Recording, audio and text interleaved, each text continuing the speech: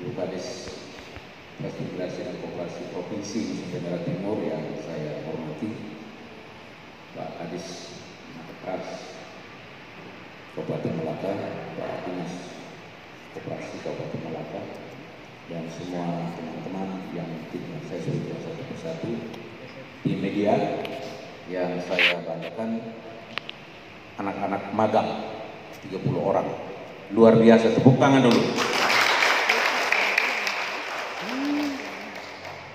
Magang ini bibit. Saya masih di Bali, tiap tahun itu 2 kali anak-anak hukum di seluruh fakultas hukum se-Bali itu mereka sering magang di kantor saya, dan selalu saya terima dan saya berikan motivasi.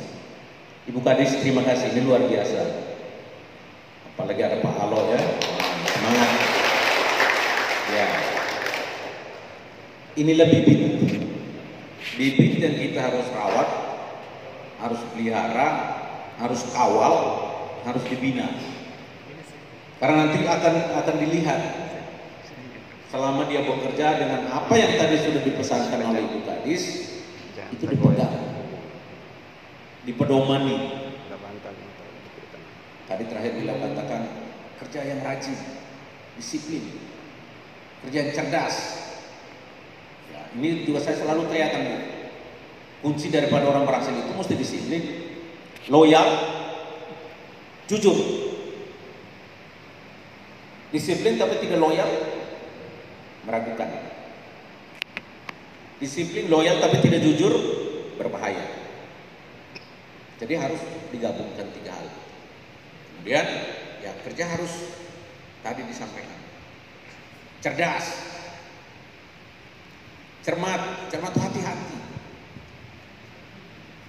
karena ada asas kehati-hatian, hati-hati bekerja, hati-hati juga dalam berkata. Makanya selalu saya himbau berpikir, berperasaan, berkata, bertindak yang baik dan benar di tempat dimanapun kita berada. Karena ada hukumnya kita, ada hukum cinta kasih. Kasihanilah sesamamu seperti engkau mengasihi dirimu sendiri. Kenapa saya harus fokuskan itu? Karena kalau diri kita saja tidak dihormati, tidak dihargai, bahwa kita ini punya harga, ya orang lain juga akan menyepelekan kita. Apa kuncinya supaya setiap orang punya harga diri? Dia harus bekerja. Itu tidak bisa terjadi. Tidak bisa hanya tidur, bangun, kemudian ada makan, ada duit, itu tidak bisa. Karena itu dia menghargai diri dia. Jadi tidak jadi tukang minta-minta. Tidak minta ke sana kemari, pinjam ke sana kemari, minta tolong, orang tidak kasih tahu, tidak berikan, marah, bahkan cari dukun. Itu salah. Jalan yang salah. Saya tanya, di ruangan ini ada berapa yang Katolik? Coba angkat tangan. Hampir semuanya. Ada berapa yang Kristen Protestan? Lumayan. Ada yang Muslim? Oh, itu ada Pak Menomet di sana. Tadi Ibu Kadis sudah katakan, kalau orang menyapa kita saja kita tidak sanggup jawab, itu artinya kita tidak menghargai diri kita. Jadi jangan bilang, ngapain? Wassalam, saya kan bukan Muslim. Jangan, kita hidup di negara Indonesia. Jadi kita teriak-teriak memberikan salam itu bukan karena kita suka dipuji Tuhan, tidak.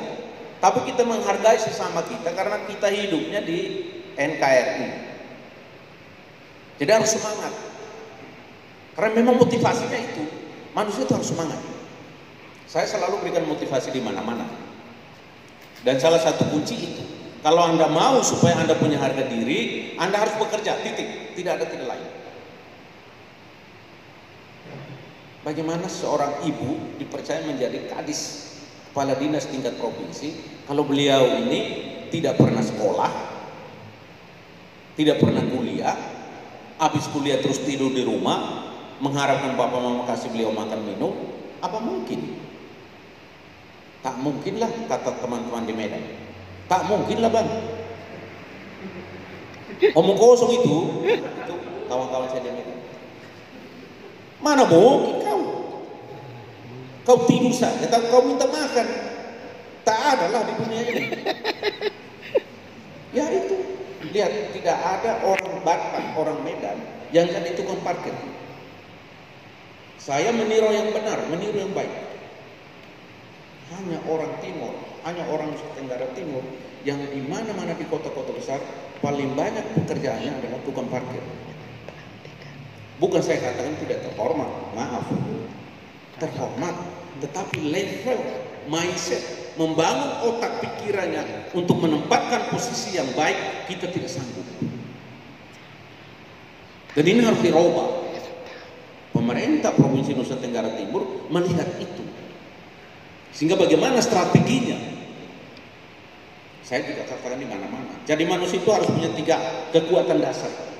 Militan, disiplin, militansi. Tidak boleh cengeng. Jangan karena Ibu Kadis datang ke sini, terus saya masuk acara lain, saya bilang, maaf Bu, saya sakit perut. Kalau tidak saja. Gitu. Kenapa harus cari alasan yang aneh-aneh? Jadi beliau tidak ada harapan, tidak kecewa. Jangan sering jadi manusia yang PHP, pemberi harapan palsu. Jangan.